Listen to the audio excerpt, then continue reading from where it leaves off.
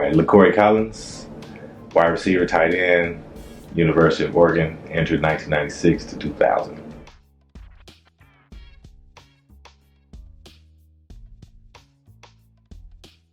Gifted, dude. He was so gifted. You know, it boggles me that I was a freshman at the time, and I just see this guy 6'5", running 4.5, kind of a. In today's game, he'd have been a lot more appreciated, I think, just because of the spread. And cool. Big Smooth. To this day, he'll tell you that he'll beat me in Madden, but that happened. Or NCAA. I got you. Lacorey Collins played in the Big Ten or Big 12. He'd been an all Big Ten, Big 12 player. He was in the wrong. Lacorey Collins wasn't the reason why he wasn't good. He was just in the wrong system. If he was in a different system, Lacorey Collins would have been the best player, one of the best receivers in the country. No hands down. He's one of the talented, biggest players. The problem is he was in the wrong system at the wrong time. Athlete, man, just gifted. Could have been top 10 pick NFL draft easily.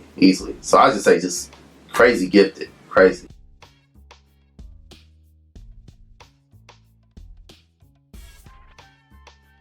I narrowed it down, but my trips that I did take, I took Oregon, Colorado, San Diego State. I took a Cal. I went to Cal and UCLA. I really wanted to go to UCLA. That was my top choice out of everybody. It was a no-brainer. When I was in high school, I wore number 18 because of J.J. Stokes.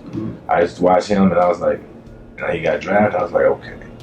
He going for that big money. I'm gonna play receiver. You know, because a lot of people wanted me to play linebacker. I was a pretty good linebacker, so they were like, play linebacker. And I was like, he just went and got paid, so I'm not gonna go play receiver. We the same deal. I wanted to go to UCLA. I took my trip to UCLA, and it was horrible. It was horrible because of the people that they had me with, the people that was hosting me. I couldn't stand them. I was like, So I canceled my trip to USC. I said, I'm not dealing with LA. I don't like LA. I just kept it like that and just kept it pushing. And Mike Riley, he was a coach at USC. And the day I signed, he still sent me a letter of intent. He was like, I don't care. You said no, you denied our trip and all this and that. And I tell some people that asked me, I could have went to anywhere in the world, Florida State, Florida, all the big schools, all the big name schools. But what I wanted to do, I wanted to play in the Pac-10. I didn't want to go too far from home. I was a little bit of mother's boy, And I had a teammate, Kevin Parker, who also went to Skyline with me. And he was a big influence of why I went to Oregon. And not only just him, but the players on the team, like Kenny Wheaton, they were winning at the time. They were about to play, I believe it was Colorado. Cotton Bowl, yeah. But before that, they had just went to the Rose Bowl. And, I was around the guys. It was during dead week, so it wasn't too many students around there. But the guys, it was a lot of camaraderie, a lot of joking, got along with each other. That's the reason why I went to Oregon.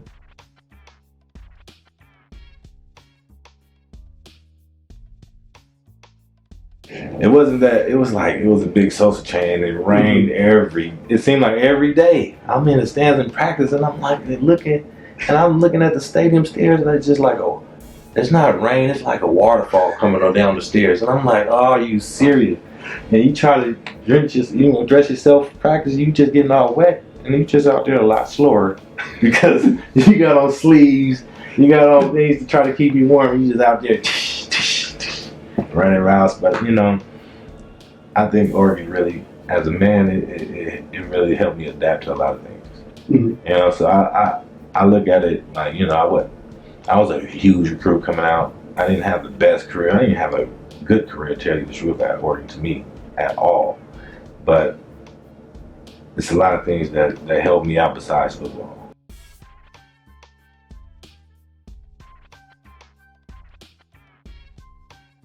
I didn't. You know why? Because I didn't even know about the hype. To tell you the truth, I never read my own press clippings about how good Lacorey Collins was, to a point to where, I knew I was pretty good, but I didn't think I was, as far as the hype was, I didn't consider myself as, that guy, because I knew I needed to work. I knew I came from a high school my high school mainly runs the ball. That's what they known for. And it's like, I ran a lot of screens, like wide receiver screens, like take a step and come back and catch the ball. My senior year.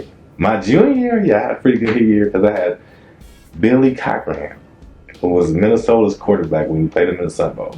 He was my quarterback my junior year. I was going to say, the name sounded familiar. He was pretty good. That's when I had a pretty good year. And as far as a receiver, but mainly I think I got recruited as an athlete because I played linebacker and receiver, and nobody really was doing that. I'm like, he's playing middle linebacker? And he's good at linebacker? Like, my high school coach probably thought I should play linebacker. But the reason why is because J.J. Stokes signed that big check. And I was like, yeah, there you go ahead. And I guess I wanted the glory as a receiver, so I was like, you play receiver.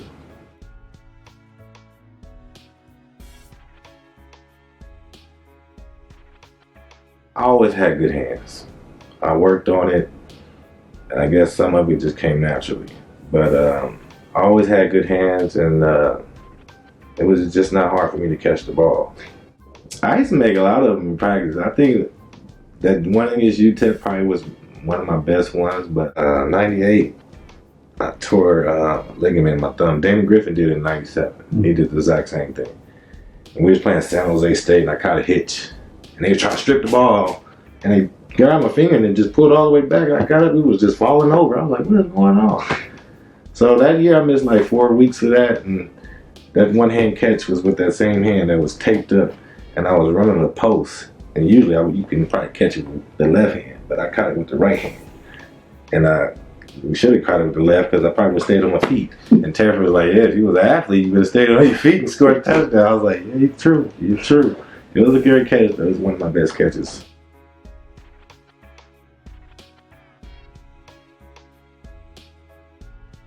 Because I remember when we played USC, 1999, I believe, I dropped a touchdown. It was a post corner, and my family came to the game. One of the rare ones they did come to, and I was devastated. The little rope to cut you off at the end zone, I wanted to run under the rope. But I was like, I had a chance to redeem myself in the overtime, and we ended up winning that game. It was A.J. Feely playing quarterback. He threw me it was a read route. You either go to the post or the flag. And they left the middle of the field open, ran the post. I got hit, and the hit, it tore a ligament in my back, but I didn't know about it until a lot longer down the road.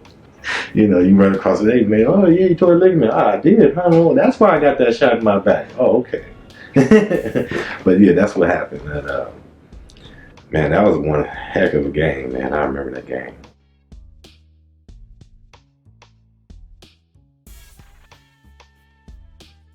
And you know what's so crazy about it is that to this day, I still get that. Like if I see some people that did go to Oregon, like I've seen this one female, she's like, oh, Lacorey Collins. All right. She's like, nobody can guard you. She's like, we were just talking about you the other day. I was like, oh, is that right? Some people, like, I seen Pat Conrad, the equipment guy, when I was playing some arena football from Bakersfield. And he told me, he said, man, you're like a legend. I said, that's not possible. I didn't know if he was joking with me or not, but I didn't think Pat would just joke with me like that. But whenever my number called, I don't care. There's a lot of times I didn't come out with a catch. As long as we won, I didn't care. Mm-hmm. I didn't care. I cared about winning because I already knew how it was not to win my first year. And I came out of high school. I didn't lose too many games. So I wasn't just going to accept losing like that. So I was like, as long as we win, I really didn't care because I knew what I can do on the field.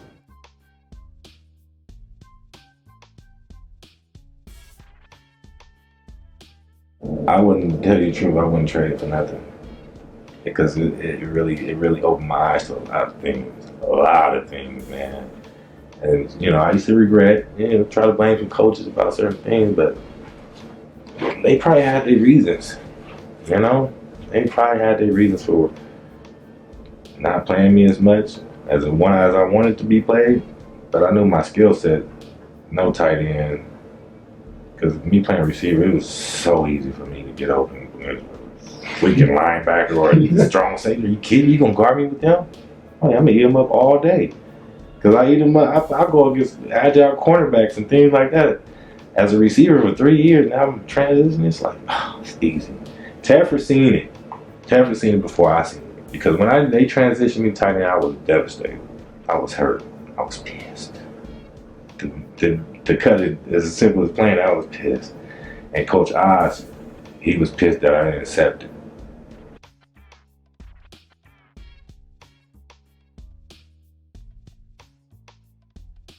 It kind of put a little sense of pride in me and the players that were there before it was built, because it seemed like we built that. What we did, we built that. We made this. We made attention come to us by winning these games to build these things, and it made it better. It's like having a little brother, or you being a parent and learning from. You might have two or three kids, but you learn from your first two, so your third one you wouldn't go through the same thing, you know. So it's like that. It's like we built this for you guys. We actually built it for us too, but it's helping you guys to propel you to another level. And ever since I left Oregon, and I meant this, just keep the tradition going of winning, and they've been winning, and they keep winning, and that's not gonna change. I don't think it's gonna change, because now, me as a high school, if I was in high school, I would want to go to Oregon. I would see like, oh my God, look at that. Do you see their uniforms? I'm like, that's what's gonna first enhance some players to go there. Mm-hmm. But you winning on top of that, it's like, yeah, you're gonna win on the field, you're gonna win in recruiting, you're gonna win.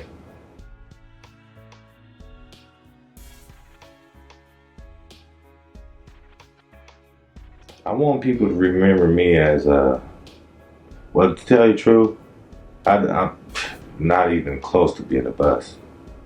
You know, I didn't see that in some articles, you know, like if I look up some things about me right now, it will say some things, you know, he had a bust, but he had some great one-hand catches. I'm not near a bust. I had a couple little injuries here and there, but man, the peers on my team, they tell you that boy can play some ball. And that I had, like, my peers respected me, and they knew I could play the game. So that really stood out to me. They really let me know, like, you know, whatever doubt about the expectations that I didn't live up to, you know, everything has happened for a reason.